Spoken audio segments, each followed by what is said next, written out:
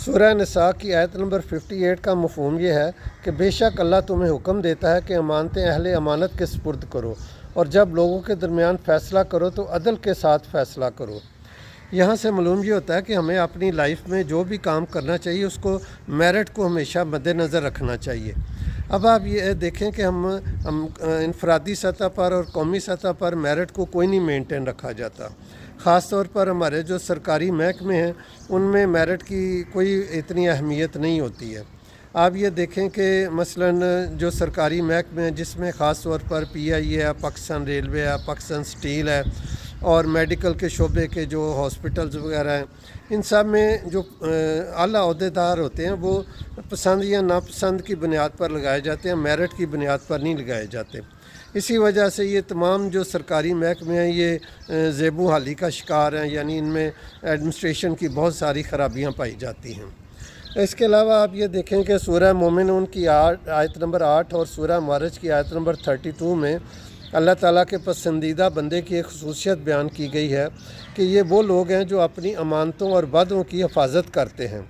یعنی کہ یہ ان لوگوں کو جو عہدہ بطور امانت یا ان کو جو کوئی اختیارات دیے جاتے ہیں یہ اس کی حفاظت کرتے ہیں، یعنی اس کا جو ریکوائر سٹیٹس ہوتا ہے اس کو مینٹین کرتے ہیں، جو اس کا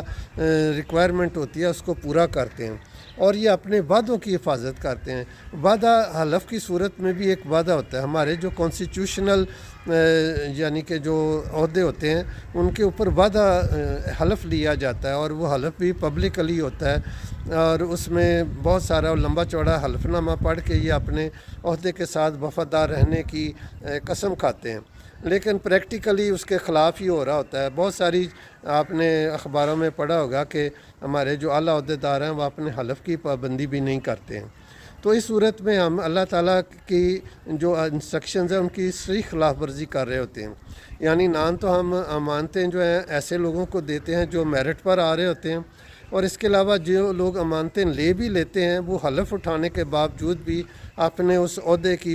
جو ریکوائرمنٹس ہوتی ہیں وہ پوری نہیں کرتے ہیں، اور اس کے علاوہ جو انہوں نے وعدے وعید کیے ہوتے ہیں ان سب کی خلاف ورزی کرتے ہیں۔ تو اس وجہ سے ہماری جو ہے نا وہ انفرادی سطح پر بھی قومی سطح پر بھی زیب و حالی چل رہی ہے۔ اب آپ انٹرنیشنل سطح پر دیکھیں تو یوکرائن کے جو صدر ہیں زیلنسکی، وہ ایک ڈرامہ آرٹسٹ ہے، جس کو ڈرامہ آرٹسٹ کوئی ڈرامہ سیریل تھی دی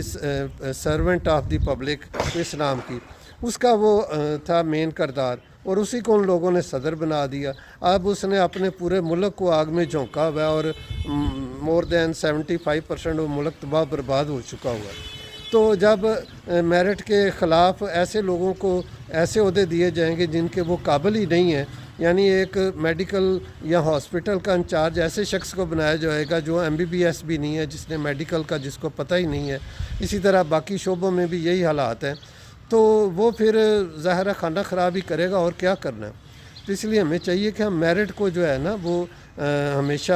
اس کو سامنے رکھیں، اور اس کے مطابق ہر سطح پر فیصلے کرنے کی کوشش کریں، تاکہ اللہ کی رحمت ہم پر نازل ہو اور ہم دنیا اور آخرت میں کامیاب ہو سکیں۔